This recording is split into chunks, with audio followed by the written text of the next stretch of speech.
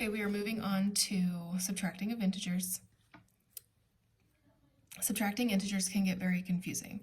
It gets very confusing because you might have a negative number at the front, you might have a negative number at the back, you might have subtraction, you will have subtraction in the middle, but if you have a subtraction next to a negative, it actually cancels each other out, but then you don't know if you're going to be going positive or negative because of the signs. It just gets very confusing.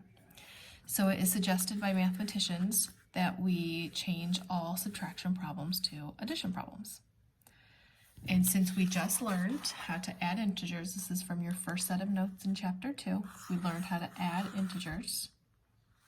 Then once you change these to an addition problem and follow those rules, then you're good to go. So how do we do these? We do keep, change, change. Anytime you see a subtraction problem, do keep, change, change. Keep the first number the same. Change the subtraction sign to an addition sign. Change the second number to its additive, inverse, or its opposite.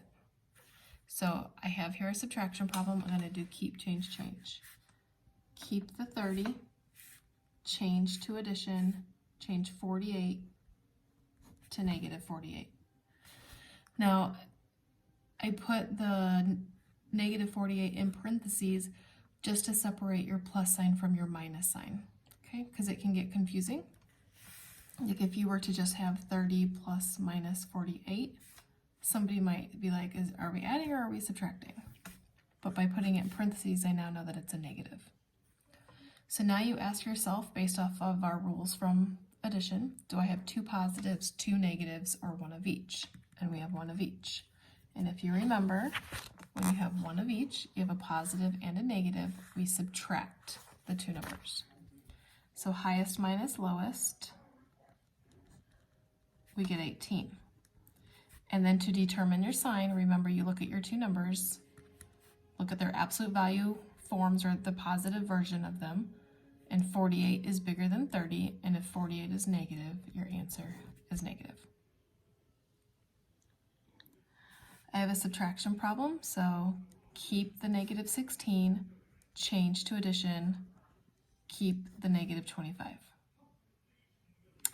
2 positives, 2 negatives, or 1 of each. I have 2 negatives. When you have 2 negatives, you add, and you get 41, and when you add 2 negatives, you get a negative.